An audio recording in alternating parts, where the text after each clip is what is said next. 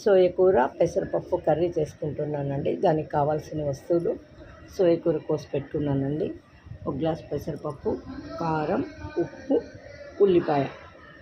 కావాలనుకున్న వాళ్ళు పచ్చిమిర్చి కూడా వేసుకోవచ్చండి. ఇందులో కారం స్కిప్ చేసి నేను కారం పొడి కావాలని వేసుకుంటున్నాను.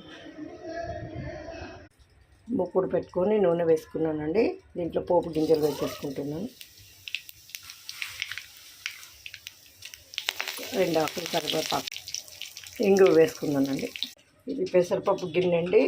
ఇది కందిపప్పు. మీ ఇష్టం వచ్చింది ఉడికించుకున్న పప్పుని ఆ కూరలో వేసుకోవచ్చండి. నేనైతే పెసరపప్పే వేసుకుంటున్నాను. ఉల్లిపాయలు వేసుకొని ఫ్రై చేసుకుంటున్నానండి. ఉల్లిపాయలు మగ్గాయండి. సోయా కూర వేసుకున్నాను. కలిపేసుకోవాలండి బాగా. రుచికి తగినంత ఉప్పు వేసుకుంటున్నానండి. మీరు తినేదాన్ని బట్టి కారం వేసుకోండి. నాకు కొద్దిగా స్పైసీ కావాలి, ఎక్కువ వేసుకుంటున్నాను. పెసరపప్పు వేసి కలిపేసుకుంటున్నాను. Soya curry ready.